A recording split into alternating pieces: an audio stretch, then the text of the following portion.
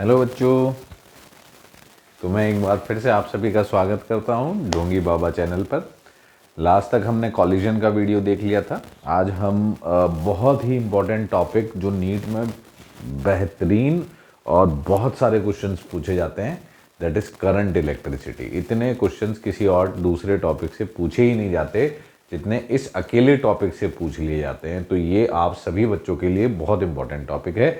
एक बार फिर बता देना चाहता हूँ बच्चों कि ये चैनल जो हमने बनाया है, इसका सिर्फ एक ही उद्देश्य है कि मेरे वो प्यारे प्यारे बच्चे जो फिज़िक्स में स्ट्रगल कर रहे हैं और कमिंग नीट के एग्ज़ाम में वो चाहते हैं कि किसी तरीके से फिज़िक्स में बेड़ा पार लग जाए तो बायोकेमिस्ट्री हम संभाल लेंगे, उनके लिए बनाया है। जिनकी फ़िज़िक्स ऑलरेडी अच्छी है और जो बहुत अच्छे स्कोर के लिए टारगेट कर रहे हैं 700 प्लस या थोड़ा और आगे पीछे, तो उनके लिए ये चैनल नहीं है। इसीलिए मैं पहले से ही बता देता हूँ कि अगर आप सोच रहे हैं कि आपकी फ़िज़िक्स ऑलरेडी अच्छी है और आप बहुत अच्छे हाई कंटेंट चाह रहे हैं तो वो आपको यहाँ नहीं मिलेगा। आपको यहाँ पर वो कंटेंट मिलेगा जिससे कि बच्चा 75% तक फिज़िक्स का नीट का पेपर सॉल्व कर ले।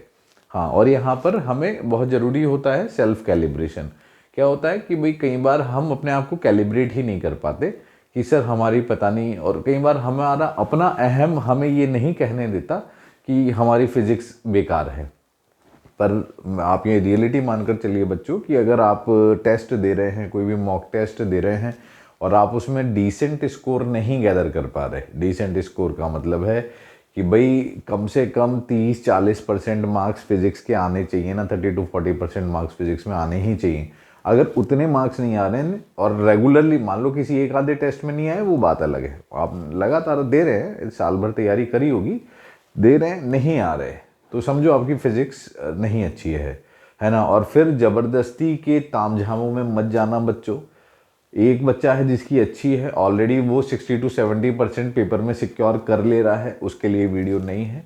जो 30% 40% भी मार्क्स गैदर नहीं कर पा रहा पेपर में, उसी के लिए ये वीडियो है। और उसे पहले तो भ्रम जाल से निकलना होगा। उसे माया में, ये जो चारों तरफ माया फैली हुई है और आप देख रहे हैं कि भाई इधर से भी कुछ ले लूँ, उधर से भी उसकी वीडियो देखी, अरे ये पढ़ा रहे हैं, उसके देखो अरे ये आ रहा है। अरे भाई इन सभी चक्करों में पढ़ोगे तुम्हें कुछ भी नहीं मिलेगा, फिजिक्स का पेपर डुबो आओगे। समझे बात को? हाँ, तो आप बस इतना ध्यान रखना कि भाई हमें, हमारी जोन क्या है, हमसे भैया 30-40% भी पेपर नहीं बन पा रहा है, हम इतने मार्क्स भी गैदर नहीं कर पा रहे, तो हम कम से कम सर हमें ऐसा कर दो कि भाई 60 से 70% तक गैदर कर लें। और आप ये रियलिटी मानिए बच्चों कि नीट के पेपर में ना 75% तक पेपर इजी जोन का होता है। हम सिर्फ इसलिए बिचल जाते हैं क्योंकि हमने चारों तरफ रायता फैला दिया है। हम इधर से भी इधर से भी इधर से भी सब कुछ पढ़ना चाह रहे हैं और हमारे दिमाग में सेटल कुछ भी नहीं हुआ है, हमारे इवन कंसेप्ट्स भी बेसिक ढंग से नहीं बन पाए हैं। समझ रहे हैं मेरी बात को? हाँ, तो बस अगर मान लिया 3 महीने ही बचे हैं, लेकिन अगर आप इन वीडियोस को देखते रहेंगे, 20-20, 30-30 मिनट की वीडियोस हैं हर चैप्टर की, ज़्यादा कोई लंबी वीडियोस ही नहीं है। और इवन कंटेंट को बिल्कुल प्रिसाइज कर दिया है कि बेटा बस इतना देख लो, कोई बहुत ज़्यादा वो नहीं रखा। अगर आप उतना देखकर चले जाएंगे, मैं गारंटी देता हूँ कि 60-70% का पेपर अप्रोचेबल हो जाएगा, जिसे आप आराम से अप्रोच कर पाएंगे। ठीक है, चलिए। करंट इलेक्ट्रिसिटी में क्या क्या चीज़ें हमारे काम की हैं, क्या क्या चीज़ें हमें देखनी है। जैसे मैंने बताया कि भाई ये सबसे इंपॉर्टेंट टॉपिक है, सबसे ज़्यादा क्वेश्चन पूछे जाते हैं।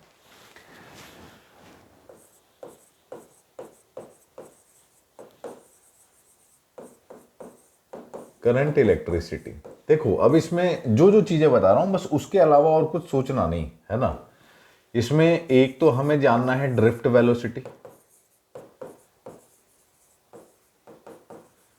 हमें जानना है सर्किट थ्योरी।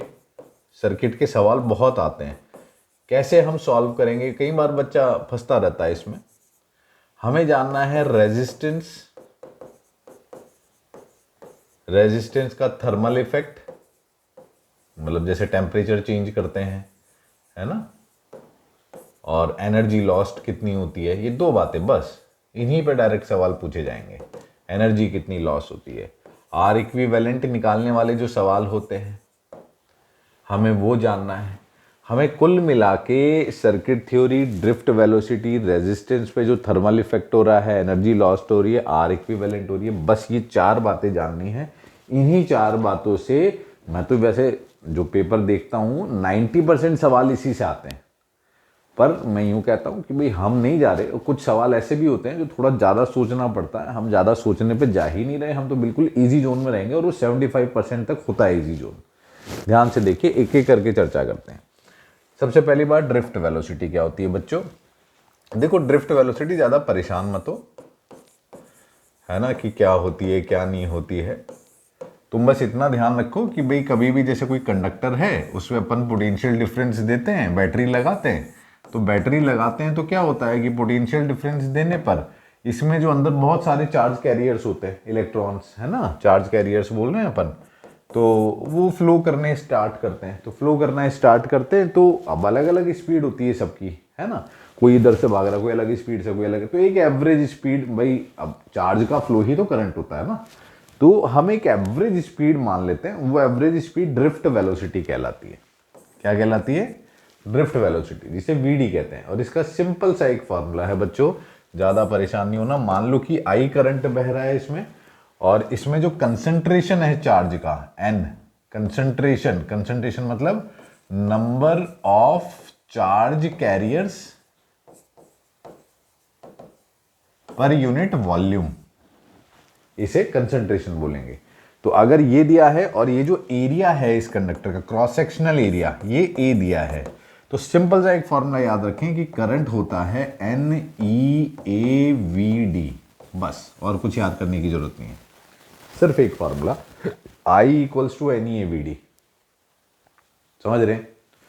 तो current is equals to n e A v d. Current दिया है आई, दिया होगा सब, एन दिया होगा number of charge carriers per unit volume, एक यूनिट वॉल्यूम में इतने इलेक्ट्रॉन हैं, ऐसा कुछ दे देगा वो आपको, वो दिया होगा ई का मतलब है इलेक्ट्रॉन का चार्ज, जो कि हम जानते हैं 1.6 इंटू 10⁻⁻⁹ कूलम।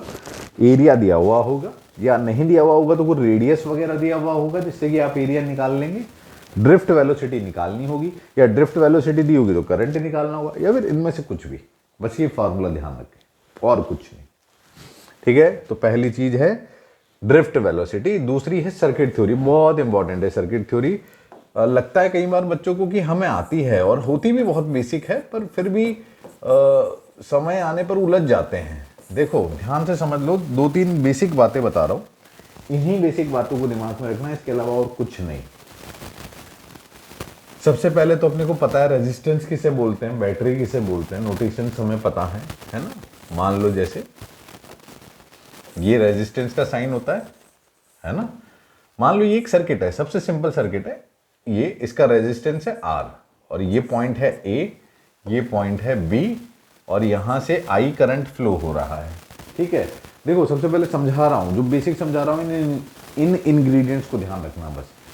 A पॉइंट पे मान लो पोटेंशियल है A। अब एक बात तो हमेशा ध्यान रखो कि करंट हाई पोटेंशियल से लो पोटेंशियल की तरफ फ्लो करता है, यानी करंट अगर इस डायरेक्शन में फ्लो कर रहा है, इस बात का मतलब ये है कि ये पॉइंट हाई पोटेंशियल पे होगा और ये पॉइंट लो पोटेंशियल पे होगा, ठीक है।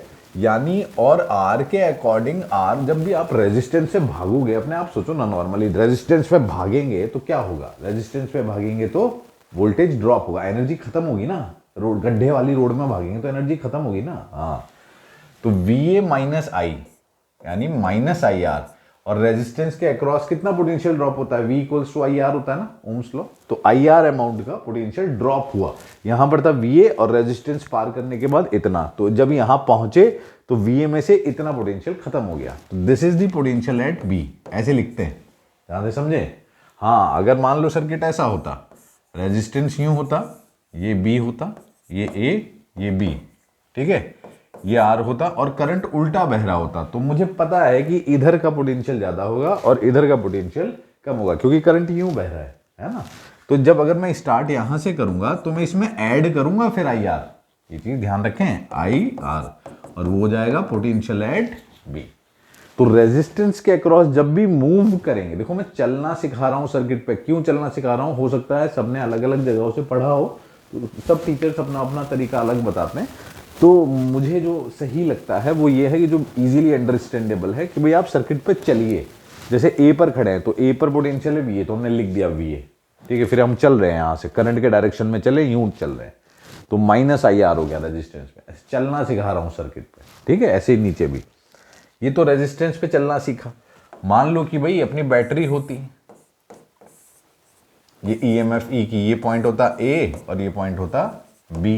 अरे बोलो हाँ ना बोलो, ठीक है। तो यहां पर पोटेंशियल है ए, वी ए लिखेंगे। क्या लिखेंगे? V A. देखो अपन जानते हैं ये बैटरी का पॉजिटिव टर्मिनल होता है, ये नेगेटिव टर्मिनल होता है। अगर आप यहां से यहां मूव कर रहे हैं तो बैटरी का पॉजिटिव हायर पोटेंशियल जोन होता है, नेगेटिव लोअर पोटेंशियल जोन होता है। इसका मतलब है इधर से इधर चलेंगे तो पोटेंशियल ड्रॉप होगा। यहां पर अगर ए था तो यहां पर ई माइनस करना पड़ेगा, इधर जाएंगे तो यूं, और इधर ही आ जाएगा वी बी के बराबर। समझे क्या? अगर मान लो ऐसा होता,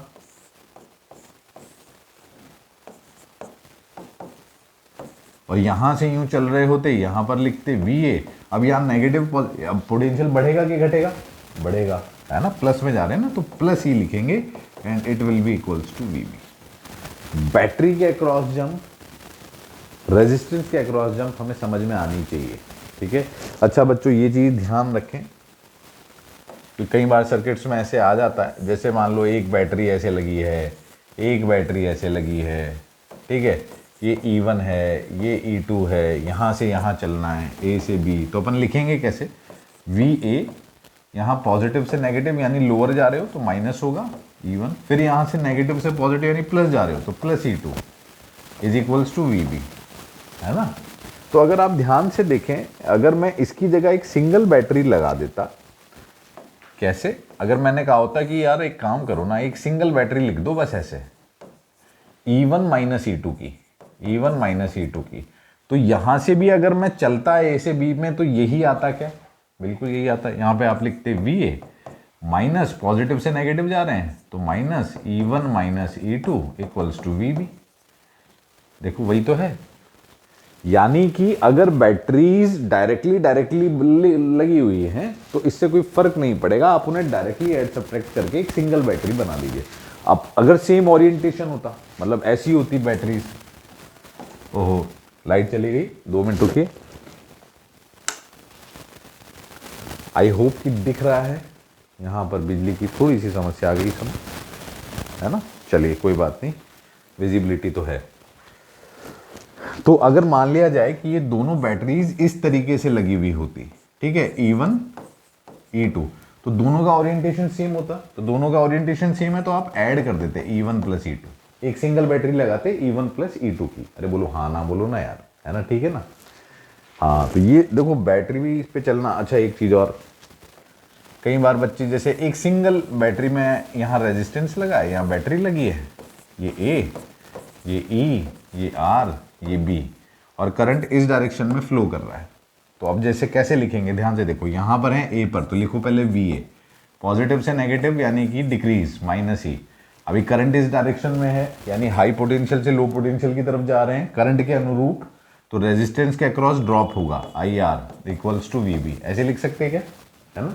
अब कई बार बच्चे या सोचने बैठ जाते हैं कि सर क्या हम इस सर्किट को ऐसे भी कर सकते थे, इस रेजिस्टेंस को इधर कर देते, अगर ये रेजिस्टेंस इधर लगा दूं बैटरी के तो क्या कोई फर्क पड़ेगा क्या पोटेंशियल डिफरेंस पर?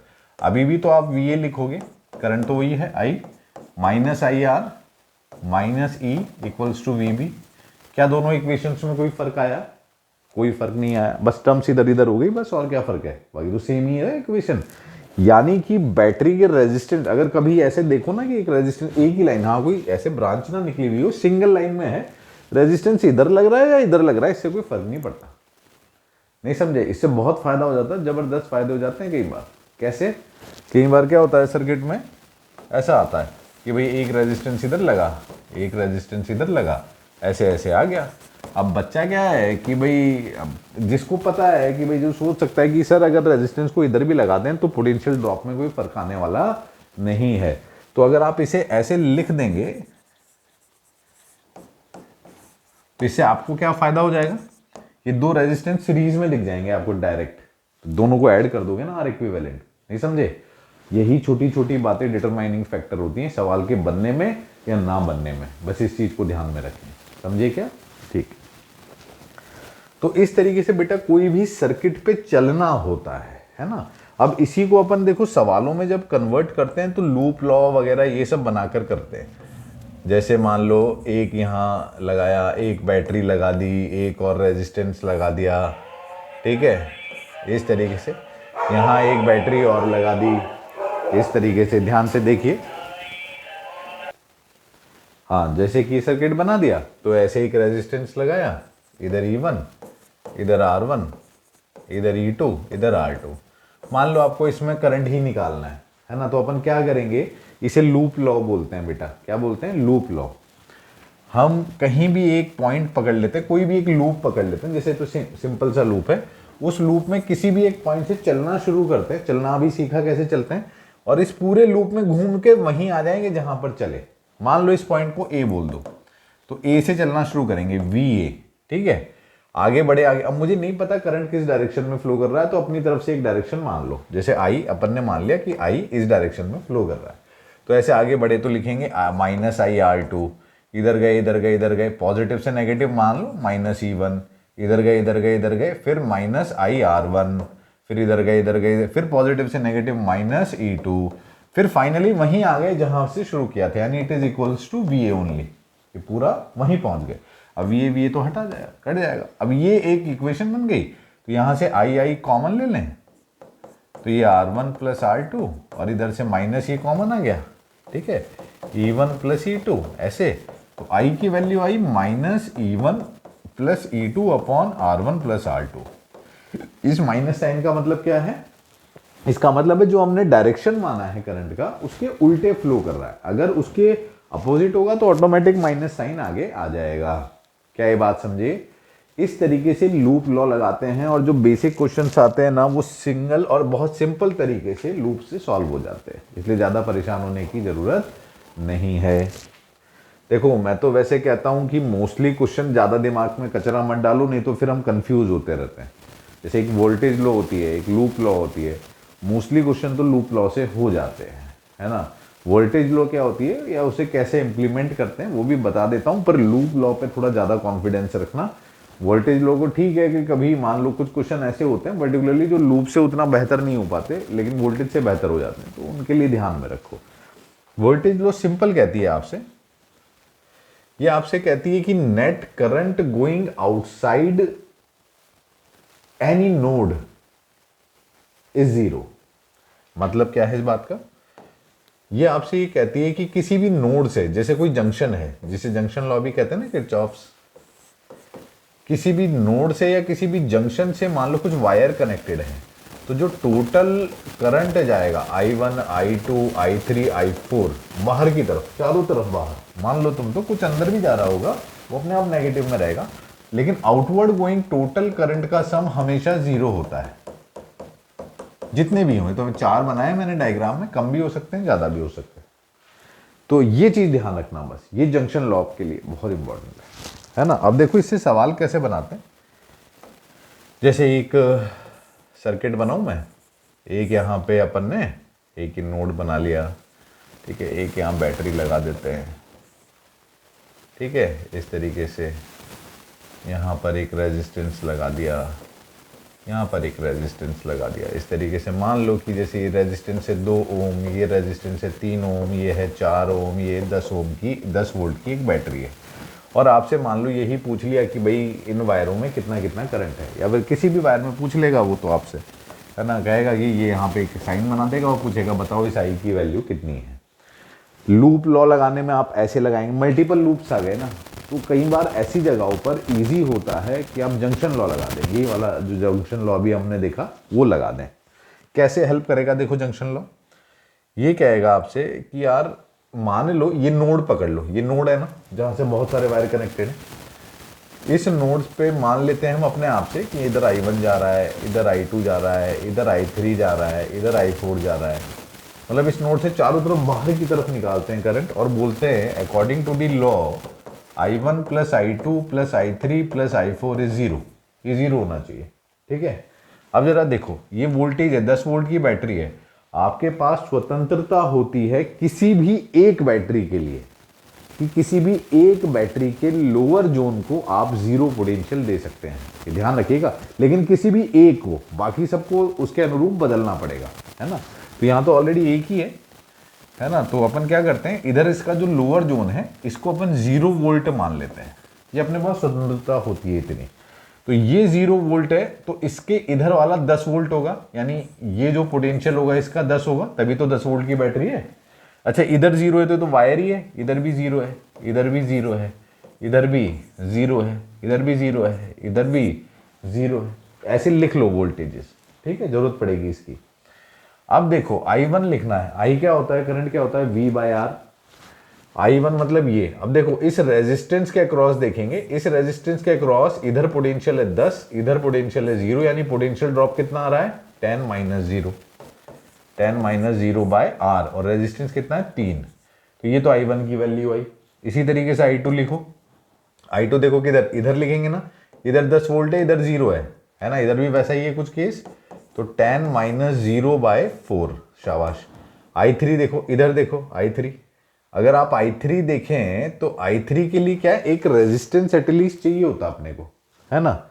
अब यहाँ पर कोई रेजिस्टेंस तो दिया नहीं इन्होंने, तो I3 लिखने का कोई तरीका होगा क्या, I3 तो ऐसे कैसे लिखेंगे, है ना। तो I3 को मान लेते हैं I3 है, मुझे पता नहीं है I3 कितना है, देख लेंगे, क्योंकि रेजिस्टेंस होता तो मैं लिख देता, है ना, पर है नहीं, तो I3 छोड़ देते हैं। I4 देखो, I4 को इधर 10 इधर 0, तो इधर 10 - 4 अपॉन 10 - 0/2, सॉरी 0/2 = 0। ऐसे लगा सकते कि नहीं लगा सकते, है ना। तो अगर आपको पोटेंशियल मिल गया, और वैसे तो देखो ये सब करने की बहुत ज़्यादा ज़रूरत होती भी नहीं, क्योंकि इसका इजी तरीका भी है। इजी तरीका क्या है वो भी बता देता हूँ, पहले ये देख लो। तो इसमें हमने क्या किया, ओवरऑल जब आप इसे सॉल्व करोगे तो आप यहाँ से देखोगे कि 10/3 + 10/4 + I3 + 10/2 = 0। तो यहाँ इसे सॉल्व करके I3 आ जाएगा। I3 मतलब ये करंट आ गया कि इस बैटरी में कितना करंट जा रहा है, नेगेटिव आएगा। नेगेटिव का मतलब ये है कि अपोजिट डायरेक्शन है ना। अब मान लो अपने को ये निकालना होता, तो उसके लिए खैर यहाँ पे जंक्शन लॉ लगाने की जरूरत नहीं थी, यहाँ पर तो डायरेक्ट निकल रहा था कि अगर यही करंट निकालना है तो देखो I1 की वैल्यू कितनी है, इसके इस रेजिस्टेंस को पकड़ लो, तो इस रेजिस्टेंस के अक्रॉस पोटेंशियल ड्रॉप है 10 - 0 एंड डिवाइडेड बाई 3। तो I1 की वैल्यू तो 10 - 0/3 थी ही सही। तो अगर खाली I1 निकालना होता तो ऐसे, ये तो I1 ही था ना, ये 10/3, तो I1 तो यहीं से आ गया था। I2 और कहीं से पूछा होता तो वो बता देते, और ये नेट निकालना था कि भाई यहाँ से कितना आ रहा है वायर में से, तो वो तो ऐसे आ ही गया। या फिर वो जनरल ऐसे भी सोच के आता कि भाई I1 आ गया, I2 आ गया, I4 आ गया, तो ये सारा करंट आ कहाँ से रहा है, बैटरी से ही तो आ रहा है ना। तो वो ऑटोमेटिक ऐसे जनरल थिंकिंग से भी बता सकते थे। ये सिर्फ मैंने इसलिए लिखा कि जिससे आपको नोडल एनालिसिस आ जाए। ये नोड से जब हम इक्वेशन बनाते हैं तो कैसे बनाते हैं, क्यों बनाते हैं, वो समझ में आ जाए बस। फिर बता रहा हूँ, इसकी बहुत ज़्यादा आवश्यकता तभी पड़ती है जब हम बहुत ज़्यादा मल्टीपल लूप्स हो जाते हैं और किरचॉफ लूप लॉ से बड़ा हो रहा होता है सवाल, तो हम नोडल एनालाइज पे जाते हैं। बस ध्यान रखना, ठीक है। एक तो ये सर्किट थ्योरी है, ये इतना ध्यान रखोगे ना लाला, सवाल हो जाएगा। दूसरी चीज रेजिस्टेंस, इस पर बतेरे सवाल पूछे जाते हैं। देखो एक बात तो हमें ये पता होनी चाहिए कि रेजिस्टेंस की डेफिनेशन होती है ρL/A। रो क्या होता है, रेजिस्टिविटी, ये मटेरियल की प्रॉपर्टी है।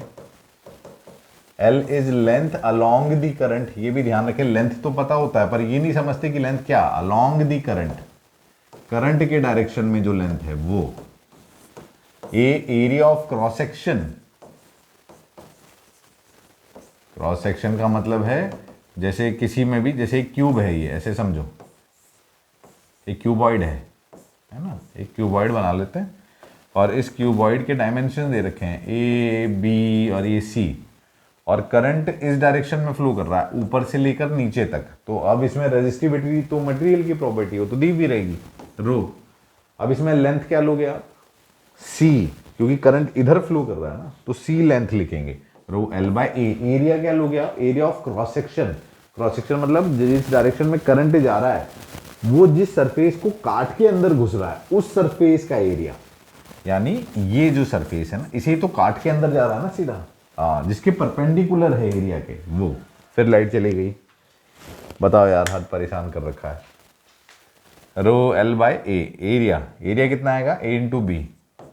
देखो ये आ गया रेजिस्टेंस, ये क्या आ गया, रेजिस्टेंस। तो ऐसे रेजिस्टेंस का ये फॉर्मूला ध्यान रखना। इस पर एक तरीके के और सवाल बनते हैं जिसमें वो क्या करता है कि जैसे एक वायर है, उस वायर का रेजिस्टेंस दे देगा और फिर कहेगा कि मैंने उसकी लेंथ बढ़ा दी, और फिर जो भी है एरिया अकॉर्डिंगली कम हो गया, ज़्यादा हो गया, और फिर बताएगा बताओ नया रेजिस्टेंस क्या है। तो कुछ नहीं, लेंथ बढ़ा दी तो यहाँ लेंथ को बढ़ा दो, उसके अकॉर्डिंगली जो भी एरिया में अगर चेंज आ रहा है तो उस चेंज को यहाँ रिप्लेस कर दो, बस हो गया काम।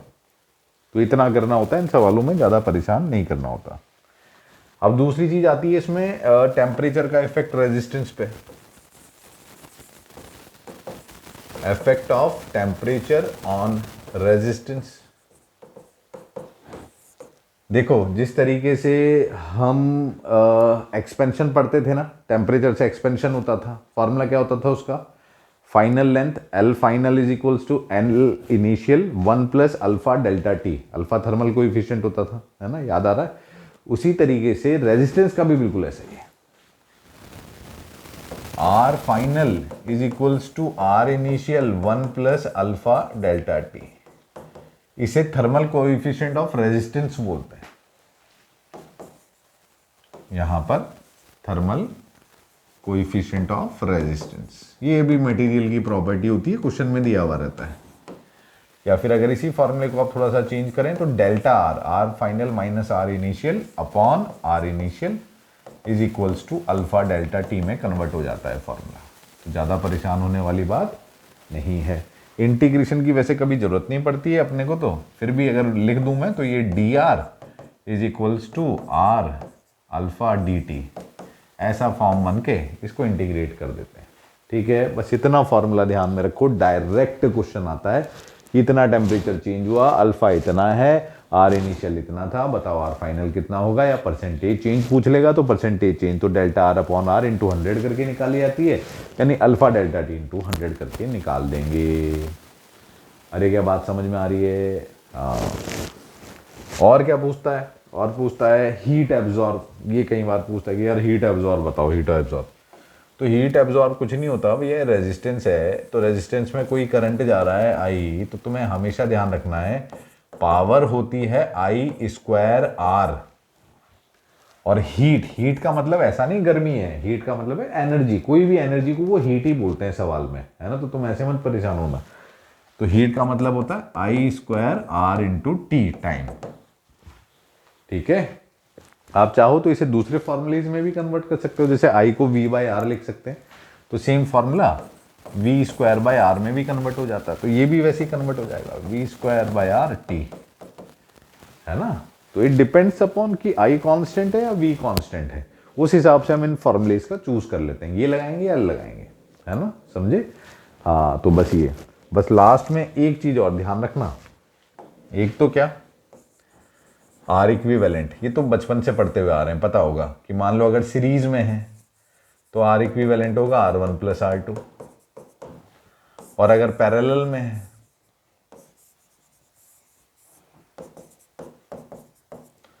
One by R equivalent is equals to 1 by R1 plus 1 by R2, बस बात खत्म, और ज्यादा कुछ नहीं। समझ गए, बस और कुछ सोचना ही नहीं। इतनी कंटेंट अगर हमारे दिमाग में है, और बस इतने ही कंटेंट की अगर मैं प्रैक्टिस करता रहूं, ज्यादा टफ जोन में ना जाऊं, तो मुझे कोई दिक्कत आने वाली नहीं है, मैं सवाल आराम से बना लूंगा। ध्यान से देख लें। अब पिछले साल जो सवाल आए हैं उन पर एक बार नज़र डाल लेते हैं। ये वीडियो थोड़ा सा बड़ा हो रहा है, बाकी सारे वीडियोस तो 30 मिनट्स में ख़त्म हुए हैं, पर जैसा मैंने बताया कि इसका कंटेंट भी और इसके नंबर ऑफ क्वेश्चंस भी बहुत ज़्यादा है, मतलब बहुत सवाल पूछे जाते हैं। अकेले 23 में ही मुझे 6 से 7 सवाल दिख गए थे इसमें से। देखो जैसे ये 23 का ही है, अगर ये सर्किट दिया है, the magnitude and direction of the current, बहुत ईजी सा सवाल है, लूप लॉ लगा दो सीधे सीधे। वैसे तो देखो मुझे डायरेक्ट दिखाई दे रहा है कि ये दो बैटरीज डायरेक्टली कनेक्टेड हैं, तो मैं एक काम करता हूं, और ये तीनों सीरीज में हैं। देखो ना, क्यों कंफ्यूज हो रहे हो, 2 7 और 1 7 8 9 1 10 और एक सिंगल बैटरी लग जाएगी ऐसे, ये 5 वोल्ट की हो जाएगी क्योंकि 10 - 5 है ना, और ये एक रेजिस्टेंस बना के लगा दो और ये हो गया कितना 10 ना ओम। तो इसमें करंट यूं बहेगा क्योंकि इधर पॉजिटिव टर्मिनल है इधर नेगेटिव है, पॉजिटिव से नेगेटिव की तरफ करंट जाएगा। तो आई आएगा 10 V बाई आर ना 5/10 यानी 0.5। तो 0.5 एम्पियर थर्ड ऑप्शन आंसर है। सिंपल। देखो क्वेश्चन ज़्यादा आते हैं पर इजी है ना, बस इतना कंसेप्ट ध्यान रखना जितना बता दिया। अब देखो सेकंड, ये भी 23 में आया हुआ सवाल है। If the galvanometer G does not show any deflection. देखो सारे सवालों को वीडियो पॉज करके एक बार अपने आप कर लेना फिर देखना सॉल्यूशन। हमेशा बोलता हूँ अगर गैल्वेनोमीटर G कोई भी डिफ्लेक्शन शो नहीं कर रहा है तो R की वैल्यू कितनी है इसमें बताना है। ध्यान से देखें तो बहुत इजी है बच्चों। अगर G में कोई भी डिफ्लेक्शन नहीं है और इधर 2 वोल्ट की बैटरी लगी है, देखो इसका मतलब है कि इधर कोई फर्क नहीं पड़ रहा। इसका मतलब है कि R के अक्रॉस पहले से भी 2, ऐसे समझना इस सवाल को, ये 10 वोल्ट है, ये 400 ओम है, ठीक है। अगर मान लो ये R है, पहले सर्किट ये था मान, ठीक है, और इसमें कुछ करंट होगा और फिर मैंने इधर से ये बैटरी कनेक्ट की, इधर से 2 वोल्ट की, ठीक है। अगर मान लो पहले से ही R के अक्रॉस 2 वोल्ट का पोटेंशियल डिफरेंस रहा हो, इस बैटरी के लगने पे कोई फर्क नहीं पड़ेगा क्योंकि यहां ऑलरेडी ही 2 वोल्ट का डिफरेंस था। अरे क्या बात समझे? तो उसमें फिर इस सर्किट में कोई भी करंट फ्लो नहीं करेगा। तो गैल्वेनोमीटर 0 डिफ्लेक्शन दे रहा है, मतलब कोई करंट फ्लो नहीं कर रहा है इसमें, यानी कि कहना वो यही चाह रहा है। इसका मतलब है कि R के अक्रॉस 2 वोल्ट का पोटेंशियल डिफरेंस है, ये अपने को पता है। अब मान लो कि इसमें लूप लॉ लगा देते हैं, एक ही लूप है, लूप मानते हैं, आई करंट फ्लो कर रहा है इसमें। अब लूप लॉ में चलो, यहां से चलना शुरू करते हैं। देखो नेगेटिव से पॉजिटिव, तो 10 + 10, फिर -400 इंटू आई, फिर -IR, फिर वापस वहीं आ गए तो इक्वल्स टू 0, ये तो रहेगा। और अपन जानते हैं कि IR का जो पोटेंशियल है वो R के क्रॉस का ड्रॉप है, और यहां पे ड्रॉप कितना है 2 वोल्ट का, कितना है 2 वोल्ट, तो इसकी जगह 2 वोल्ट डाल दो, तो 10 - 400 I - 2 वोल्ट। ध्यान से देखना है ना, पॉजिटिव से नेगेटिव की तरफ जा रहे हैं ना, इक्वल्स टू 0। तो ये आ जाएगा 8 = 400 I। अपने को क्या निकालना था? अच्छा ये निकालना ना, हाँ। तो I कितना आया 8/400 है ना, तो I आ गया। अब हम जानते हैं कि भाई IR की वैल्यू 2 है। ध्यान से देख लो, हम ये जानते हैं कि IR की वैल्यू 2 है, 2 वोल्ट है। I अपने को पता है 8/400 into R equals to 2, 2 4 8, 400 R 100। Simple आ गया। थोड़ा बहुत हल्की सी कैलकुलेशन, पर इतना अपन कर पाएंगे। 100 ओम, बस थोड़ा सा समझना ना बच्चे, थोड़ी सी प्रैक्टिस, हल्की सी प्रैक्टिस, और कुछ नहीं। ध्यान से देखो नेक्स्ट, ये भी 23 में। देखो कितने सारे सवाल। 10 resistors each of resistance R connected in series to a battery of E। देखो 10 रेजिस्टेंस है, पहले तो सीरीज में कनेक्ट किया सबको, यानी पहला केस तो जब सारे सीरीज में कनेक्टेड थे 10 के 10 ऐसे, ठीक है, और इसे E बैटरी से कनेक्ट कर दिया ऐसे, ये सारे R। तो इनका टोटल रेजिस्टेंस कितना हो जाएगा? सीरीज में तो 10R, एक सिंगल रेजिस्टेंस आ जाएगा। Then those are connected in parallel, फिर उन्हें पैरेलल में कनेक्ट कर दिया सबको ऐसे, 10 के 10 को। तो अब हमें पता है, तो इसका R इक्विवेलेंट कितना आता है? इसका कितना होगा 1/R 1/R 1/R, ऐसे 10/R हो जाए तो R/10 हो जाएगा ना R इक्विवेलेंट। तो इसका R इक्विवेलेंट R/10 हो जाएगा। The current is increased n times, तो इसमें जो करंट था, मान लो I1 था, तो वो हो जाएगा E बाय, इसका R इक्विवेलेंट था 10R, तो 10R। इसमें जो करंट है वो I2, that is E by, total तो E से ही कनेक्टेड है ना बैटरी, तो ऐसे, तो E अपॉन इसका R इक्विवेलेंट है R/10, तो 10 ऊपर चला गया। अब उसने कहा है कि करंट जो है ये ज़्यादा बढ़ गया है, कितना बढ़ गया है? n times. तो अपन एक काम करें, एन ही तो निकालना है ना। तो आप एक काम करो, I1 बाय I2 का रेशियो निकाल दो। I1 है E by 10R upon 10E by R, और यही तो n होगा ना। I1 is equals to n times of I2। E by R cut गया तो, और सही लिखा है ना मैंने, कुछ गड़बड़ तो नहीं लिख दिया। ये बढ़ा है ना, हाँ मतलब सॉरी थोड़ा सा n टाइम्स ये इंक्रीज किया, यानी I2 बाई I1 का रेशियो निकालना है, उल्टा लिख दिया। I2 इंक्रीज किया ना बेटा, तो I2 upon I1 is n है ना। तो I2 ये है 10E by are upon I1 ये है E by 10R is equals to n। E cut गया, R कट गया, तो n की वैल्यू आ गई 100। ध्यान से देखो तो ऑप्शन देख लो, तो जो कहा है वो कर लो यार, मैं बार बार वही कह रहा हूँ, ज़्यादा तकलीफ नहीं है, बेसिक बातें देखते चलो। नेक्स्ट देखो, नेक्स्ट ये भी 23 में आया हुआ सवाल देखो। The resistance of platinum wire at 0 degree Celsius is 2 ohm, ठीक है, and 6.8 ohm at 80 degree Celsius. Temperature coefficient पूछा है, यानी अल्फा पूछा है। सीधा फॉर्मूला है, R final is equals to R initial 1 plus alpha delta T.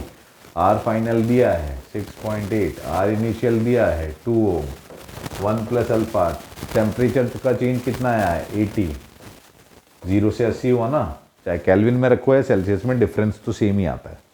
बस यहाँ से सॉल्व करके अल्फा निकाल लो, आंसर आ गया। चिल्लर क्वेश्चन, कुछ है ही नहीं। ध्यान से देखो, a certain wire A has resistance 81 ohm, the resistance of another wire B of the same material। अच्छा ये भी 23 में आया हुआ सवाल देखो, पगला जाओगे, इतने सवाल आते हैं। The resistance of another wire B of the same material and equal length, length को सेम रखा है उसने, मटेरियल भी सेम है, बट डायमीटर को, but of diameter thrice the diameter of ए। ध्यान से देखना बच्चों, देखो अगर ए के लिए रेजिस्टेंस लिखें तो 81 ओम है और इसकी वैल्यू है रो एल बाय ए, ठीक है, ध्यान से समझना। और ए की जगह में इसका पाई आर स्क्वायर के टर्म्स में लिख देता हूं, पाई आर स्क्वायर, ठीक है। दूसरा रेजिस्टेंस है आर, वो तो निकालना ही है, मटेरियल सेम है तो रो सेम होगा, लेंथ सेम है तो एल सेम होगी, पर उसने कहा है कि उसका डायमीटर पुराने के डायमीटर का थ्राइस है। देखो ध्यान से समझो, diameter of B is thrice the diameter of A, यानी डायमीटर होता है twice of radius of B, ये होगा twice of radius of A, तो 2 कट गया, तो आर बी जो आ रहा है वो आ रहा है 3 टाइम्स ऑफ आर, यानी रेडियस भी 3 टाइम्स होगा, तो इसका जो एरिया आएगा पाई 3r का स्क्वायर। तो क्या आपको दिख रहा है, ये rho L by 9 pi R square बन रहा है, और rho L by pi R square की वैल्यू तो 81 है ना, तो 81 बाय 9 यानी 9 9 जा 81, 9 आंसर आ गया। डायरेक्ट फॉर्मूला एप्लीकेशन, थोड़ा सी कैलकुलेशन, बस बात खत्म। ध्यान से देखें, नेक्स्ट जान ले लो बच्चे की, 23 का ही सवाल है भी। देखो कुछ छोड़ा ही नहीं है। Copper wire of radius 1 millimetre, देखो रेडियस दिया है कॉपर वायर, ये कॉपर वायर मान लो, इसका रेडियस दे दिया। रेडियस देने का सिर्फ एक ही कारण होता है, कभी भी होता है कि भैया उसका एरिया पता लग जाता है हमें उससे, तो रेडियस दे दे तो दिमाग में आ जाए, हाँ मतलब एरिया का कहीं यूज आने वाला है। Contains 10 raise to the power 22 free electrons पर cubic metre, this is n, ये बताया था ना मैंने, चार्ज कंसेंट्रेशन एन की वैल्यू है ये। The drift the drift velocity for free electrons when 10 ampere current भी दे दिया भाई। अब फॉर्मूला अगर आपको याद है, n e A v d, I डाल दो, एन डाल दो, ई अपन जानते हैं 1.6 इंटू 10 की power -19 coulomb, area pi R square से निकाल लोगे कि नहीं निकाल लोगे, बस इतना ध्यान रख देना कि मिलीमीटर को मीटर में कन्वर्ट कर देना, बस आंसर आ गया, ड्रिफ्ट वेलोसिटी आ जाएगी। कैलकुलेशन है, कर लोगे। तो देखो बच्चों, मैंने 23 से ही 7 एग्जाम्पल हो गए और लगभग सारे कंसेप्ट, मतलब जितने भी अपन ने पढ़े ना, सब में सवाल दे दिया एक एक करके, 6-7 सवाल यार, एक चैप्टर से आना मजाक है क्या, है। सिर्फ यही अकेला चैप्टर इतना दम रख देगा कि 20 से 30% तो यही ले आएगा। इसलिए मैं कह रहा हूं करंट इलेक्ट्रिसिटी बहुत इंपॉर्टेंट टॉपिक है, इसे बहुत अच्छे से करना बच्चों। प्रीवियस ईयर और 22, 21, 19 सवाल लगाओ। देखो एक ही चीज कह रहा हूं, जिनको भी ये 75% तक मार्क्स गैदर करने हैं, जो सोचते हैं कि हमारी फिजिक्स उतनी अच्छी नहीं है, तो वो सिर्फ एक काम करो, जो ये वीडियोस बना रहा हूं इन्हें देख लो, इनमें जितना कंटेंट दे रहा हूं उस कंटेंट को अच्छा कर लो और प्रीवियस ईयर क्वेश्चंस लगा लो उसके बेहतरीन। चाहे तो बार बार उन्हें लगाओ, क्योंकि एक ही क्वेश्चन को बार बार लगाने से कंसेप्ट दिमाग में बैठ जाता है, समझे। बस और कुछ करने की आवश्यकता नहीं होगी, इतने में आप कराओगे बच्चों, कॉन्फिडेंट भी कॉन्फिडेंट। चलिए नेक्स्ट कैपेसिटर या इलेक्ट्रोस्टैट्स में से कुछ लेकर आता हूं, है ना। इतना ऐसे करते रहिए।